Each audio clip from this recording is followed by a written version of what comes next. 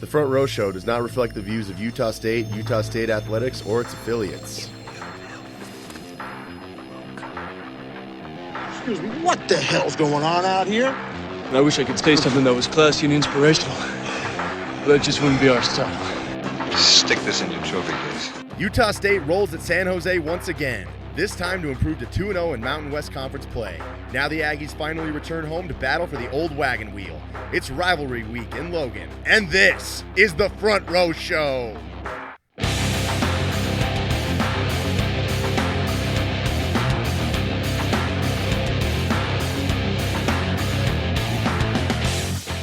What is up, Aggie fans? Welcome to Rivalry Week, and welcome to the Front Row Show. As always, we are your hosts. I'm Matt Sonnenberg. I'm Lance Rasmussen. And I am Jeff Browning. Follow us on Twitter at USU Front Row. Engage with us on all the social media facets. And guys, we are recording tonight from Romney Stadium. Yeah, I think people should be able to sense that based on how stoked my voice is so far tonight. We are in the glow of the greatest football player in the history of the state of Utah. And it's, like you said, it is all about BYU this week. But first, let's talk San Jose. Let's recap them. Utah State comes into the game looking for a little bit of redemption after USC. And this is a game we all were kind of worried about as a trap game and a swing game for the whole season. But Utah State eviscerates San Jose State en route to a 40-12 victory. It was impressive. Yeah, I mean, you could very solidly say that this year's win was even more impressive than last year's, because really this one was never in doubt. And in San Jose's case, I mean, it's a tough situation for them because injuries have devastated that team right now. I mean, they still got a lot of talent, but they look like a shell of their old selves from what we saw last year in the WAC. And, you know, Utah State didn't let up one bit. They came out looking for revenge. They struck early and struck often. And, I mean, big victory. The defense was so good yes. in this game. It was unbelievable. And especially after last year where you had the 13 sacks, you didn't think there was any way the defense was going to be able to replicate. But they didn't get the 13 sacks, but they were just so dominant. A lot fewer points. All over the field. It was just incredible. I think it's just an impressive performance all around, considering the hype that their quarterback had going into this. Yeah. I mean, he was in the talk with Chucky Keaton, David Carr, Brett Smith at the top of the season about something we were going to be really scared about with the way that our secondary was going to be able to handle him, how we were going to be able to defend. And my props go straight out to that secondary. Oh, my gosh. To the cornerbacks and the safeties for this game. Because, I mean, I think we called it a little bit at the start of the season when we said once they get to be an experienced team, and not only them, but Todd Orlando learns how to really work with the personnel and what they're supposed to be doing, they're going to turn into a machine. And 3 picks on the game kind of speaks exactly for where we're coming for at this point. Definitely. You know, one other thing about this game that I was very encouraged by. I know I talked about the running game and how it was working against USC. We went at it. We stuck with it this game. Mm-hmm. 253 yards on the ground for the Aggies in this game. You know, another big one, Joey DiMartino is really kind of showing himself to be that go-to guy that we need. But at the same time, Joe Hill, I think, looked very, very good in this game. He didn't put up the numbers that DiMartino did, but he's kind of showing like he's getting his feet wet and he understands more of what he needs to do when he has even a little bit of space to work with. He finally had a couple really shifty plays where you watch him go for 8 or 9 yards before anyone's blinked an eye and knows where he's at, and that's what we've been expecting from him all season. Unfortunately, it looked like he left with a little bit of a hobbling injury there, muscular something, so I'm not quite sure where he stands as far as availability right now, but props to him. And then even Robert Marshall came in and was able to really, really pound just some short yard situations, and he was also being able to clamor for 8-9 yard gains on occasion. So that run game really has finally stood up and looking like it can be something that we can hammer out and be proud of. Well, we talked last week with USC how our offense was not balanced. We lacked any sort of balance whatsoever. And you look at this game, I mean, you bring up the 253 rushing yards, but 267 passing yards. I mean, that is about as balanced offensively as you can get. And Utah State is 10 times more deadly when they are a balanced attack like they were against San Jose. And that's on the road against one of the toughest teams in the Mountain West Conference. Yep. You know, and that's 2 conference games now on the road that the Aggies have gone in and dominated. So anyone thinking, well, this transition to the Mountain West is going to be really tough, yeah, it is going to be tough on the rest of the Mountain West, it looks like. Well, and on top of that, we're really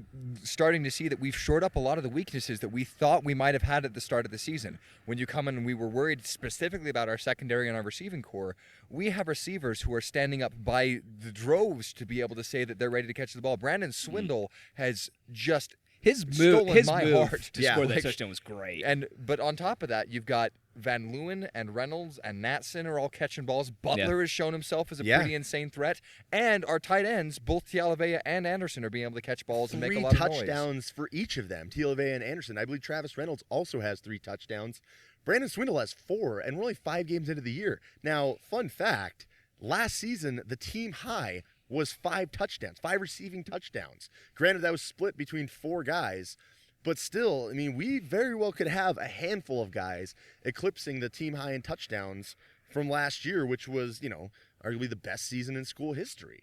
And it's working. These guys have stepped up. They've been spectacular, and props to them. I mean, I absolutely have to be the guy with a foot in my mouth with them because I doubted them. I maybe doubted them as hard as anyone going into camp, and, you know, if they took that personal to shut me up, hell yeah, boys.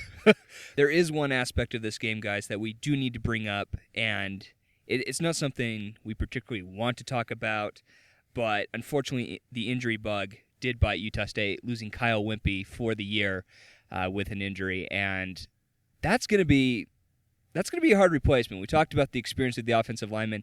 Now you're plugging a new member into that. How does Utah State fill that void? Well, I've got a couple different thoughts on this one. The first one actually is the fact that experience on the offensive line is going to really lend itself to being able to make up for the loss of one of their own. One of the great things you learn about experience, I mean, at any job or any career, whatever you have, if you're experienced enough in your position, you can help other people who are new to look good in theirs because you know how to help compensate for them. Not to say that we're expecting a backup to not come in and perform at an adequate or even a superior level, but the fact is that experience is going to pay off, and the fact that you still have the majority of that cohesive group there. And the second thing, I go back to our interview with Matt Wells at the start of the season when he talked about that. He talks about going through adversity. He said, we're going to be going through adversity. We never know what's going to happen. We could go through nothing. We could watch multiple guys go out to season-ending injuries, and we never know what it is. But he has his team conditioned to be able to go through, and that's something they've been talking about for a long time. So I trust the fact that his coaching and the way that he is leading this team, and not only that, but the inspiration that the injury can be at this point, is going to be something that not necessarily going to come out and we'll be happy that it happened, but it can not be a detriment to the way that this football program reacts to it. Stepping in for Kyle Wimpy, is going to be senior guard Sini Taovea, who we got a decent look at in that game. The game was kind of, like we said, never really in doubt, so the pressure wasn't on heavily. But one interesting note that I noticed is that Taovea went to the left guard spot. Jamie Markosian then slid over to right guard. So now we've got all our trio of all-WAC linemen from last season: Larson, Markosian, Schultz, bam, bam, bam on that, from the middle to the right. Could be interesting to see, what happens from here moving forward. I think, there's going to be a little bit of an experience with Sini on that left side, but Kevin Wimpy is a veteran out there too now. He's been a starter for more than a full season, about a season and a half now, since he filled in last season for the injured Oscar Molina Sanchez. So like you said, Lance, the experience for the whole unit is going to help, and this isn't a freshman jumping in. This is a senior. Wrapping up San Jose, game balls. Oh man, I think I'm going Mo Alexander. He gets the interception, and I tell you what, you look at the stat sheets, and he's filling it up every game. He's and definitely learning that safety position. I'm tossing mine to Mo Alexander as well. I should not have looked over at Matt to have him go first, apparently. But the fact is we have watched him from the beginning of the season to where he is now really come in to fill the role that we thought he would be able to. As we said, it was just a bit of experience, and he is exactly where we need him to be. I am so looking forward to him spying on Taysom Hill this next week. Well, we are going to go 3 for 3 in the secondary. I'm throwing mine to Nevin Lawson again for the second week in a row. Nevin is playing himself into a position to be able to play on Sundays. He is doing phenomenal. The way he reads the game, he sticks with guys. Matt, you said this so many times. He plays defense too well with the way the game is called. And, I mean, Nevin is definitely stepping it up in that secondary and is becoming an eraser there. Moving forward, then. Let's set this up. So things may get a little interesting with this preview. So we're going to throw out a little disclaimer that if you are offended or easily, what's the word I'm looking for, Lance? Give me a word.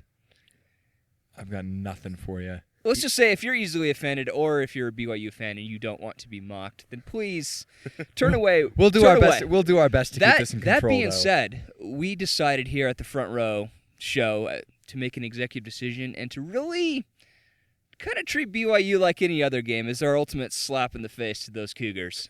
Well, if we mention it, does it really still count? I don't know. Look, here's the thing. Here's the thing. We know this game's important because we're battling over a piece of hardware, all right? It's the old wagon wheel. Dig it. That called Romney Stadium home for a whole year, a couple years ago. And you know what? BYU was lucky to take it back to their place the last 2 years because both those games down in Provo were close. The Aggies, especially 2 years ago, should have won handily. Last year was the ugliest game any of us have ever seen, I think. This year, I mean, this veteran team of Utah State, they remember those games, all right? Most of those guys were here when we beat them. Not all of them were major contributors. Now they get them back, and they get their chance of revenge on their home turf in front of what is going to be a packed and rocking crowd. And I tell you what, this is going to be an absolutely electric atmosphere. But I tell you what, it's going to be a good football game, too. When you look at BYU and honestly where their strength is, it's on the defensive side of the ball. I mean, they bring in the 23rd ranked defense in total defense. They're giving out 4.6 yards per play. And really, the guy to highlight, he may be the love child of Herman Munster, but Kyle Van Noy is a great football player. Yeah, you talk about speed defensively. That guy's got it as well as, maybe any player in the state of Utah. And up there with a lot of players around the country. The dude is fast, he knows how to hit, and he just disrupts the game for opposing offenses. And they stunt him so well. I mean, you look at the plays with him, he very often does not end up on the same side he started on. He is a stunt machine with those blitzes, and he creates a lot of havoc. And with BYU, when you have a defense this good, which they really are, it keeps you in a lot of games to make up for an offense that's kind of questionable in the quarterback. And the fact is that the defense for them really is based on that line play. Their strength is in the line and the linebackers. And I think that's going to be the real key for Utah State in this game, is if we can hold them off long enough for Chucky Keaton to start having his way with their secondary. Because they got a lot of youth on that secondary right now. They were pretty riddled with injuries before the season started, and it's still been shown that deep balls can be something that affect them. And if we keep the ball over the middle and long, we've got speed at our receiver core and hands on our receiver core that's going to be able to overcome that. But the real question is going to be on that front line if we can make sure we give Chucky Keaton the time and also are able to open up any kind of run game to make sure we can keep him honest. See, that's the thing that a lot of people got to remember is while the passing game's great, we talked about this earlier with San Jose, we've got to have the balance. And you know what? You go to 3 years ago in 2010 when we beat BYU here at Romney, it was straight running the ball. The Aggies were just running it up the middle, and BYU couldn't do a thing. Swerve and Durbin. At one point, Swerve and Durbin spate for the win. The Aggies got up 31-3 in that game. They could have won by 50. But Gary Anderson realized that midway through the third quarter, we had that game. And all he did was just grind out, first downs. It would a lot of times be 3rd and 2, just kept running the ball, killing the clock. Yeah. And before BYU knew it, they had no time left. And it ended up being a 31-16 win, but running the ball was the key to victory there. And I think in this instance, if we establish the run early, that puts that much more pressure on their secondary to have to collapse and respect the run. That's when Chucky Keaton can suddenly strike big with a JoJo Natson, Travis Reynolds, or Brandon Swindoll, who's been the red zone machine so far. And even if you just use the run to set up the pass, I mean, you have to keep that defensive honest and keep them, forward, because sometimes you simply just use the run to set up other plays. And the fact that's something you do in football. Well, that's okay. And if you only get 2 yards or so while you're setting that up, like we said last week, if you only get 2 yards on first down, but you run it again and get 6 yards on second down, then that's fine. 3rd and 2 ain't bad. The big thing for me at this point is people want to look at our team as a one-dimensional team and saying that Chucky Keaton is our only threat. And Not false. if they can shut Absolutely him down, false. things are going to be out of the way. And that's what's going to happen is we have to have other players on the team stand up and shoulder a bit of that load. Not to say that they haven't been doing that, but they're going to be expected to do it again in this game. If they can pull that off, we're going to be in fantastic shape. Here's the thing about BYU that the Aggies really have to be prepared for.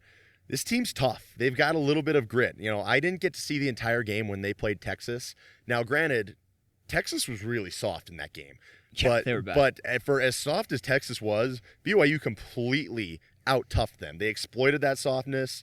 They exposed Texas for kind of what they were. I mean, Texas has kind of shown not to be a very good team this year, but they still have a lot of talent. A lot, like USC. They might be struggling, but they have a lot of talent. So to beat them still says at least a little bit. Now, Texas hasn't been pulling the same caliber, not quite the same caliber as USC, but it ain't far off. But still, BYU came out with a toughness that just lit up Texas. The Aggies aren't going to be soft like that, which is why this game is going to get real interesting. And I tell you what, as tough as BYU has looked at times, look at Virginia. They were completely ineffective at times. Mm-hmm. Can Utah State stop Taysom Hill? I mean, I think that's the honest question when it comes to BYU's offense. You stop Taysom Hill, game's ours. The fact is they don't have, they've got a myriad of other running backs who show up and will pound the ball for a few yards at any given time, but no one who's consistently been an every down back for them. Like and Taysom Hill has not been able to throw the ball. And there's statistically no way to at all be able to back up any claims that he's an effective quarterback. He's sitting at 40% on his completion rate so far for the season, and that's after the last game where he only threw dump passes for 14 for 19. He had baseball players who were averaging better batting averages than he was. Okay? That's how bad he was throwing the ball. So you have to stop his mobility once a play breaks down and he's not throwing the ball to make it through a line and go for big gains. And what's our favorite stat on Taysom Hill throughout the year? 1 passing touchdown. That's 4 interceptions. Here's the thing about Hill. Now, I'd say, as far as stopping a run game, this will be the toughest test yet for USU's defensive line and linebackers. They're going to have to do a lot of chasing. Here's the thing, though. On the flip side of that, for Taysom Hill, running against these guys is going to be his toughest test of the season because Utah State's linebacking core is out of this world. I mean, particularly Dowdy, Vigil, Fackrell. And Terrell Thompson, while he hasn't lit up the stat sheet, has at least shown to be pretty effective at chasing guys down to the sideline. So what it really comes down to is that you stop Hill from running the ball, you stop the Cougars. And one guy that I think might be more crucial to this than anybody, guy we mentioned earlier, Mo Alexander. He is awesome in stopping the run. And his quickness on the run is going to be crucial. It's going to be pretty heavily on guys like Dowdy, Vigil, Fackrell, Thompson. I think even the DNs, B.J. Larson could make an impact. Connor Williams, if he's healthy. Jordan Nielsen has some mobility. And Paul Piocala has shown the ability to move. It's going to be up to those guys to take away most of where Hill has to run. It's going to be up to Mo Alexander to take away whatever Hill has left, to cut off all those running lanes. The other big thing at this point is the fact that BYU is finally game planning knowing that Hill's not going to be effective throwing the ball. He threw half the amount of throws in their last game as he has in any other game in the season, and they were all really short, easy throws over the middle of the field. He threw, I think, 19 total as compared to throwing 40, 50-plus in other games on the season. Our secondary is going to get chances for takeaways in this game. It's just going to happen, but they also have to be alert because BYU does have some weapons at receivers that can make some yards after catch if they're able to get a hold of the ball. That's been the one thing stopping them is they haven't been able to get a hold of the ball. So our secondary is also going to really need to stand up and make sure that they're able to come in and stop the one possible thing if Taysom starts miraculously throwing the ball well. And there is one X factor to this game that BYU won't have the luxury of that they've had for the last 2 years. That is a Romney Stadium crowd that will just be loud, balls crazy, and very going very for Utah ready State and to go nuts. Well, and it's also different than the majority of the games they've had this season. I mean, they played one road game against Virginia, and they lost. And they lost that road game against a bad team. Once you don't have Lavelle Edwards Stadium in its crazy, why in the world do we have pillars with walkways round around them glory? Once that's not there for you and you're up here sitting in front of 25,000 USU fans or 20,000 or whatever the heck number we're going to be able to pack into this stadium, and it's already sold out, it's going to be a different story. Yeah. Now, one other note about atmosphere, and this is definitely something you don't see at Lavelle Edwards Stadium, but there's an old Aggie tradition that I've always heard of since my days as an Aggie began, that in years past, whenever BYU would come to town to play at Utah State, Aggies everywhere dubbed that date National Tequilla Day. Now, obviously, you can't just let tradition die. And you know, we all know that adds to atmosphere. So if you would like to participate, obviously I'm encouraging it. One thing though, well, a couple things. Be smart about it. Don't go too crazy with it. You know, if you're a seasoned drinker, you ought to know your limits. And if you're not, maybe tequila's not the drink for you that day, or just a little bit. You know, don't get too crazy. Be as respectful as you can. Yell like crazy for the Aggies. That's the thing that matters most. And drink responsibly. Now's the time in the program where we move to the hot topic. Spoken. Just a side note before we start the hot topic. Last week at Savannah's Barbecue for the watch party was awesome. Yes. Guys, like that was fantastic. Great experience. Absolutely. I mean, if you're not going to be able to come soak in the atmosphere at Romney Stadium, go on over there and watch the game again. Watch it at Savannah's. The food was awesome. The wings. Man, I tried a couple of the sauces with the wings. Fantastic. What else did I have? Had some of those sliders that They weren't sliders. They were straight up sandwiches. Yeah, these were. I was sliders. led to believe these were gonna be nice and small. No, these things were huge and filling, and I could barely finish them. And it was all around just a great time. And if National Tequila Day isn't your thing, they also had some great deals on drinks on tap. And it was for all of us there. I mean, we had a good crowd out there awesome. with front rowers spread all about. Us rowdy front rowers out there. We had the dark side out at Savannah's Barbecue, which if you want to come for the atmosphere, Aggie fans, join the dark side this weekend in the southeast corner of the stadium. And hopefully we make the watch party at Savannah as a front row tradition and just an Aggie tradition because that was a great time. Definitely a great time. Hot topic for this week, guys. A certain somebody is coming back to Logan to take in the BYU Utah State game. It's Gary Anderson. Welcome Awesome. back, Gary. Awesome.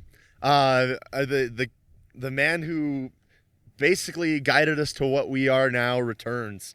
I think, you know, I've seen a lot of mixed opinions on this, and I still hear from time to time people will say something angrily about Gary Anderson, which has never sat well with me. But obviously everyone's entitled to their own opinions. Mine just may be more correct. But if you ask me, I think Gary should be welcomed back with open arms by all. Well, and the fact is, usually you need to have either a severance, like if we want to be mad at him, he needs to have severed ties with the program completely, or there needs to be some sort of feeling of mutual animosity between the two sides. Neither one of those things has happened. He has openly, Matt Wells says he is communicating with him every week. He still tweets our alumnus and the players that he worked with, or not tweets, but he calls them, he's texting them all the time. He is in regular contact, wants these guys to succeed. Yeah. He has openly said, Wisconsin tweeted pictures of him watching us play SC and San Jose, you know. Those are huge things. And the fact is no one that I am aware of in my life has ever turned down that kind of a raise and that kind of an opportunity within their job. It's something that we just kind of have to swallow a bit, saying we're not a program that throws national prestige. It's not someone who outside of alumnus but outside of alumnus, like who is going to be able to go, I want to go coach at Utah State for my entire career. But he did incredible things here. He is a quality person. When people have run into him in town when he's out here, he is always gracious with them. He's wearing U State gear. I think it is a great opportunity. I welcome him back with open arms. Not to mention, I mean, let's say Gary's just watching the game and maybe sees something, some kind of weakness, just shoots a text down to the locker room saying, hey, Matt, might want to try this adjustment. And then he exploits it himself in a couple weeks. Exactly. Here's the thing with Gary Anderson. Utah State was as bad of a football program as New Mexico State is still as bad. And when you look at the fortunes of our, I don't want to call them brethren, but those people down south, you look at where their football program is compared to where ours is, that's Gary Anderson. And if you can't drop whatever bitter feelings you have, just a game, just to say thank you for at least bringing us to this level. There's something wrong with you, Jack. Like, seriously. I kind of feel the same way. Now, while I do say that we should welcome him back with open arms, I do think that he shouldn't have much, if any, time with the USU players. I'm sure a lot of them will want to see him, just give him a hug and say hi to a guy that brought them here that they all care about. But I do think it's important that our guys stick to the current, what's current. And I also, I feel it may not be appropriate for him to be presented in front of the crowd in any way. Maybe, I think probably inevitably we're going to have some instance where wherever he is, whether it's in the north end zone building or sitting in the stands, some camera's going to catch him. And he might be shown on the video board for a standing ovation while he's minding his own business. But like you said, Jeff, the bottom line is Gary Anderson took us from the bottom 10 in the country to the top 25. And eventually the business of college football took him away from us. But before Gary, we were basically nothing, and now we are a huge deal. So if your bitterness over him leaving outweighs your enjoyment for what he did for USU football, that's some mixed priorities right there. I challenge anyone to find a coach who had as many results and as positive results in a 4-year period as Gary Anderson had on this campus. And not just with victories. But in every single way. The sustainability he built into this program is going to carry us for decades. My hat's off to him in every way. I mean, and you look at, speaking of sustainability, Matt Wells is already a third of the way to Brent Guy's career win total at USU. So that speaks to how things are. And really the bottom line with Gary Anderson, I know he said it to us a bunch, and I feel it right back at him. I don't like him. I love him. All right. This is our chance to interact with you guys and answer the questions and ideas that you may have sent in to us over the week. This is the tweet sheet. All right, leading off, Derek tweets in. He says, what is more embarrassing, the Taysom Hill looking for a new quarterback flyer or the New Mexico State no sex until they win flyer? Is that real? Yeah, you never saw that? No. No. Man. Like, they got... That was a bad Dig deal. into the refraction archives. Or no, it was the bullshit archives. The bullshit archives at that point, it's in there. I'm sure I could dig up a picture to email to you. They must be really dry this year. And I'm going to show my theater knowledge a bit too much here, but like there are several Greek plays where that is 100% a motivator for like people to end wars as the women like, what? We're not going to have sex with you anymore. End it. So anyway, that's... Well, it's not working as down much in as New I Mexico dislike State. BYU. I tell you what, I hate New Mexico State almost as bad. I think New Mexico State's is more embarrassing just because they were just so bad. They still are. And on top of that, they really haven't. They haven't earned it yet. The whole thing was just so state of New Mexico of them. Yeah. Elise tweets in. She says, as a new Aggie, explain why the Provo team is our number one rival rather than Utah or the Utes. Go to a game as a visiting fan at both of those stadiums, and you will absolutely know every bit about all of the vitriol and the disliking. I mean, just for example, let's compare the last 2 years, the BYU fans I interacted most with and the Ute fans I interacted most with on the most recent trip. BYU fan, Aggies were up 3-0 early in that game, and BYU fans are silent, not saying anything. Neither are Aggie fans. No one's really talking heat. We're cheering on for our own teams like normal people do. All of a sudden, BYU gets that touchdown before half, and some dweeb in a collared shirt, dressed like he was ready to go out and model for a store in the mall. Or, sell security somewhere. Yeah. Just stands up and starts, doing some dance, pointing at the scoreboard and, talking all this heat. It's 6-3, dude. When he had, and it's halftime. Obviously the game turned out to be even more awful in the second half, but that was how that guy was. Just really all around awful. And you'll get BYU fans that'll, get in your face and be like, why would you ever cheer for them? And Here's the thing. We can respect Utah and what they do. Well, yeah. I think there's a mutual respect. There is no respect for BYU. I was saying, you go to a Ute game, and I'm walking through their tailgate lot, having to turn down food because I've already been so well fed. BYU, you go, and everybody is just kind of in your face and wants to belittle you. Whereas at Utah, they want to feed you, they want to give you drinks, they want to hang out. And during the game, they want to cheer for their team. And after the game especially, I mean, I was waiting for the train at tracks, surrounded by Ute fans. one of them came up and shook my hand and said, "Hey, man, you guys are great. You know, you're going to have a great year." Nobody else said a thing because they didn't want to sound like they were gloating or anything. They were just, everybody just was great. Well, and I think those are two big differences between the programs. Is number one, Utah has clout within my lifetime to back up some of the talk that they've been putting out. That is true. Okay, they've done things within the past decade that are worth talking about. And the other thing is you've got Ute fans who are not only fans of their team, but fans of college football, who understand the rules of the game, they understand the way the game functions, and they understand how you act as fans as opposed to predicting a national championship doing that thing at the start of September every year. It's gonna happen, man. Just for us, maybe. Ned tweets in, "Who will be the next BYU player to break the honor code?" Wow. Prediction. Oh, geez.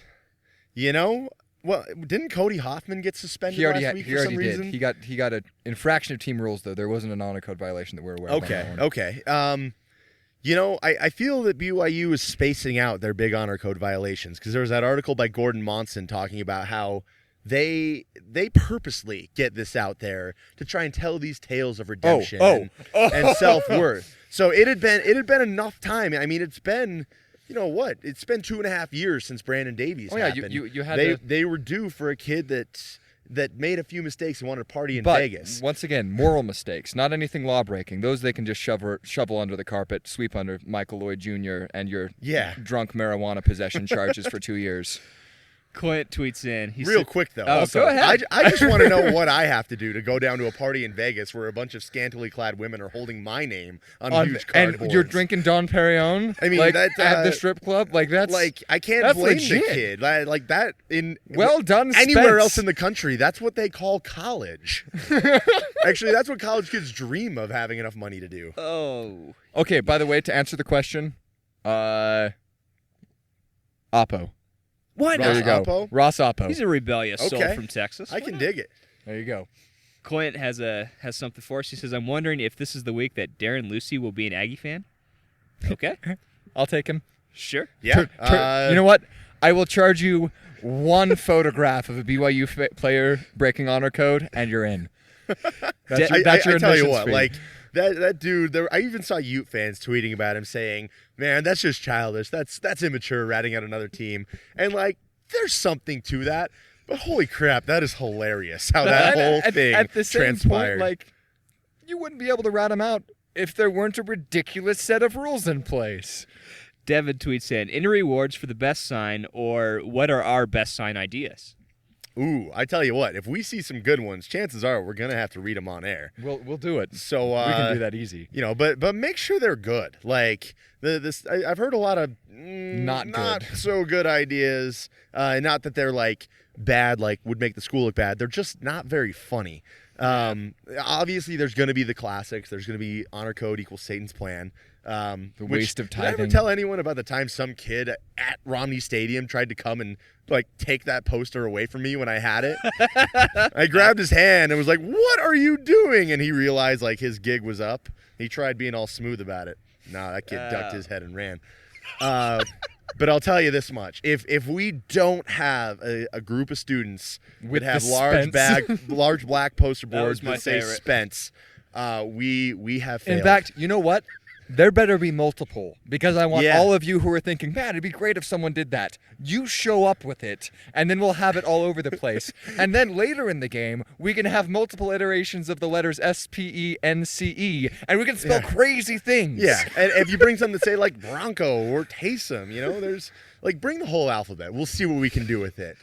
Boy, and I'm glad we did that disclaimer. It was in there for a reason. Ned has a follow-up tweet. He says, "Will Connor Williams be back for the BYU game?" Gosh, I don't know. It seems like his status has been uncertain from the start. They wouldn't know how long it would be, and day to day to day to day. Yeah, day to day.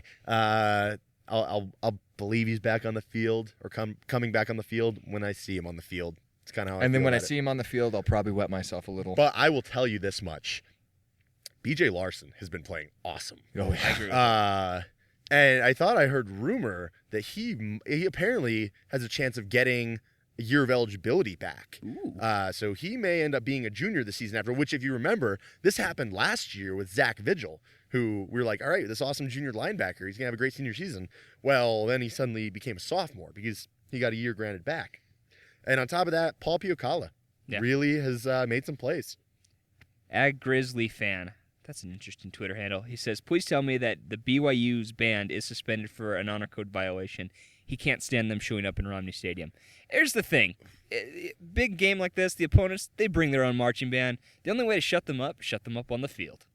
I wonder, are they going to bring them and put them in that the northwest corner like they often do? I mean, is there enough room? I think they're going to move them to the northeast, like on the upper part of it. If they do that, that's also upsetting. I would almost hope that for, how many tickets we've been selling. I mean, this has been a sellout, and then standing room only tickets, and then somehow a couple more tickets came available. I'm wondering if maybe their band's getting left at home. Let's hope so. Or that they paid a lot for every single member. Yeah, that too. You know what though? We're selling out our stadium nowadays for Weber State. We don't need their money. Mm-hmm. Ogden Aggie tweets in, he says, what will be the most important matchup of Friday's game? He has the U-State rushing attack versus the BYU front seven. Really? I'm going the Utah State linebackers and safeties versus Taysom Hill. Because, like I said, you stop Taysom Hill, you stop BYU. I'm going to go Matt Wells versus Bronco Mendenhall. Ooh, coaching matchup. I like it. Just because every once in a while, Bronco just proves an ineptitude that boggles my mind. Can I get throw in an X Factor pick that's going really, really classless, as they would say? I just refer to that as the C word. But I'm going to go Taysom Hill's ACL versus the end of the game. You went there. You went there. Yep. I was going to follow up with that because I really don't think I have anything to follow up. I was going to say Kyle Van Just Noy give a versus salute the to offensive karma line. right there. Salute to karma. Charles Anderson tweets in with the last question of the night. He says, can Utah State contain BYU's run game? Yes, absolutely. Our run defense is awesome. I mean, you go back to last year, it was awesome. You look against Utah, it was awesome. I mean, till the end of the game when they were really worn down from being in the entire second half. But up until then, Utah couldn't run the ball. USC didn't run the ball very effectively against us. Weber State, we're not going to count them. But San Jose didn't run it great. So, our run defense will be stout against pretty much anyone. And once again, I think the fact to remember about BYU's running attack is it's not a running attack. It is a play breakdown and Taysom Hill escapes attack, or Taysom gets a call called to him. Because their running backs aren't really, I mean, shouldn't say 100%, but the majority of their fearsomeness as a rush offense comes from Taysom Hill. And he's the one player we know is touching the ball every single play. So all you got to do is key on it. I think we're going to be in good shape. Thanks, everyone, for tweeting in to us. As always, send them to USU Front Row any time of the week. We always enjoy the tweet sheet. All right, and somewhat of a toss-up for us. We're going to give a couple last words to a couple members of the crew here. See about some final thoughts they have for this week's episode and where they want to head into the next week. Start us off, Jeff. All right, my last words are this. Last year, I gave a rant on a person in one of my classes that was a big BYU fan, and even though he goes to school at Utah State, this is a chance. If there are any that listen to this podcast who are such a person, now's the time. Now's the time to take pride in Utah State. Shed your BYU jersey. Come over to our side. Our side is just so much more fun, and frankly, everyone says it, is a better football team now. And we're allowed to party in Vegas. Hi-oh! My last words come from game day atmosphere, all right? When it comes to game day and the overall fan experience, there's going to be visiting fans here, and they're going to formulate opinions on things, and really, whatever they formulate, it's probably going to be negative no matter what. But regardless, let them be the assholes. They're going to come here, they might be obnoxious, just ignore them. They're the ones that they make going to Lavelle Edwards Stadium a nightmare by just being insufferable, self-righteous, and just all around horrible people to be around. Much like the guy I described earlier as my example of a BYU fan I had the most interaction with. As Aggie fans, be better than that. It's easy to just keep your head down, don't say a thing. You don't need to go rub a USU victory in their face because we can be above that. Like I said, let them be the assholes. Also, wear blue and celebrate National Tequilla Day. And finally, I know we said last words, but that was just the setup to an even bigger finale. Tonight, with the rant, in Rivalry Week, we present to you Mr. Lance Rasmussen. I'm as mad as hell, and I'm not going to take this anymore! All right. Our rant tonight's going to come in a new little segment that I'm hoping that I'll be able to feature that I'm going to call Tales from Section B. My father is my greatest sports idol, and he, for a long time, has been able to just completely wow me with stories of statistics and history about players that I never got to see, but I feel like I, through him, have had a little bit of a picture into the history of Utah State athletics. He was talking to me, well, God, he's talked to me for a long time about this, but I figured this is a story that finally needs to be related to lay to rest some, what I believe to be some inaccuracies within the common mind of Utah State fans.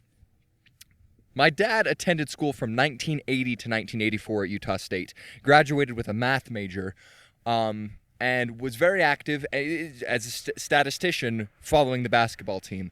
And he told me that when he was in school, the band would play the Scotsman, they would wave the instruments back and forth as normal, but no one in the crowd really did anything along with it. There wasn't a coordinated effort as far as singing along or doing any actions to it. It was something the band played.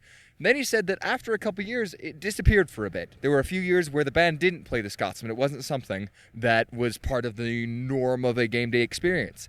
However, he then said that in the early 90s, at a basketball game, there were 4 young men who sat at the bottom of Section K in the front row.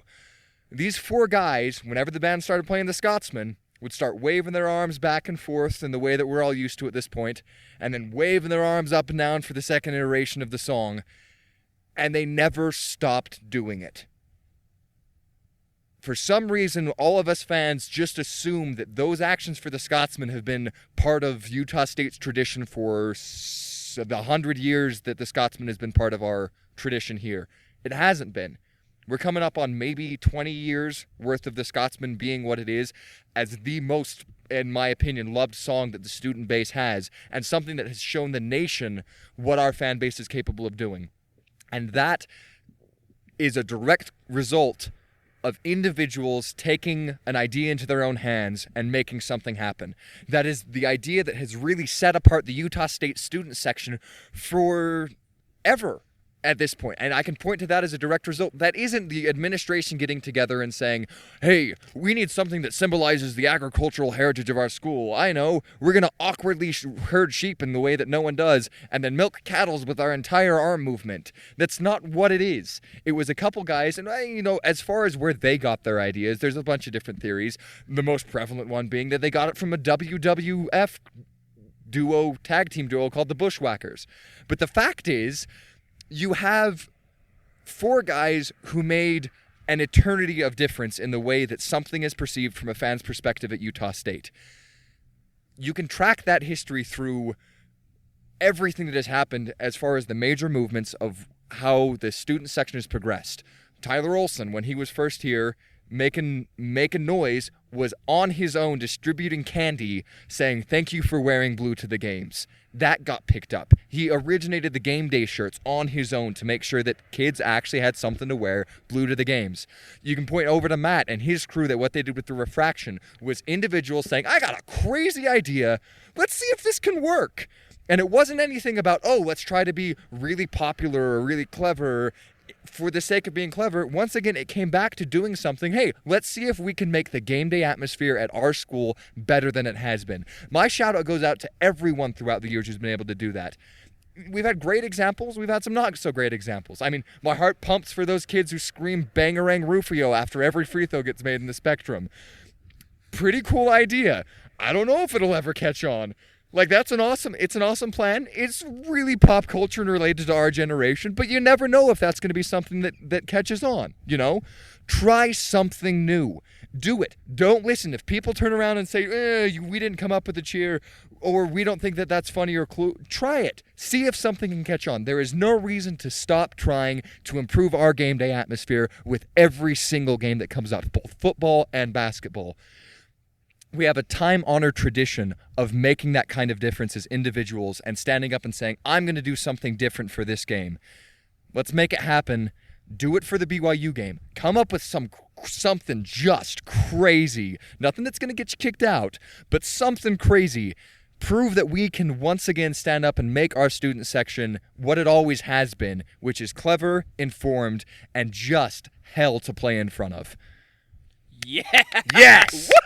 Yes. Oh, mesmerizing rant. Real Holy quick cow. though, is that a thing? People chant Bangarang Rufio after free throws now? It has been. Oh my gosh, that needs should. to be a thing. Can we get the student body in on this? Like maybe yell Bangarang in the player's name who made it? Like There we go. think of that, dude. Spencer Butterfield up there. Bangarang, Spencer. Oh, That chill. sounds awesome. And once again, I don't know who you are. And I don't even know if you're going to be listening to this podcast. And I think it might have been like 3 years ago or 2 years ago when I heard it. But that could catch on. Those are the kind of ideas we're looking for. Oh my gosh, USU student body, make this happen, Lance. I'm there. Do it. I'm there.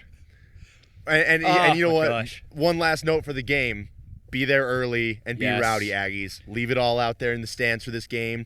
Go and tailgate. Go and yell loud. Get there early to get the best seats in general admission because we don't want any of the bad guys taking those. I think And join the dark side. In summation for this week's show, Blake Hadfield, check out his preview on USU Whiteboard, by the way. It is hilarious. We're up to over 1,500 views on that in a 1,500 single views day. in About 24 that. hours. And it's driving BYU fans nuts, which is even the funniest part. I think he said it best. Oh, yeah. It's time. From Romney Stadium in front of Merlin Olsen, I'm Jeff Browning. I'm Lance Rasmussen. And I'm Matt Sonnenberg. Go Aggies!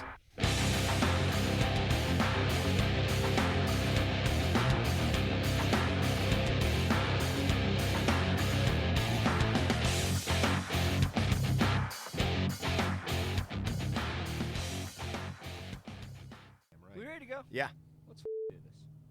Yeah. There, you happy? Hey, Aggie fans, thanks again for listening to this episode of The Front Row Show. Be sure to download all our archived episodes on iTunes, follow us on Twitter at USU Front Row, like our page on Facebook at facebook.com/USU Front Row, and subscribe to us on our new YouTube channel at youtube.com/USU Front Row. Go Aggies.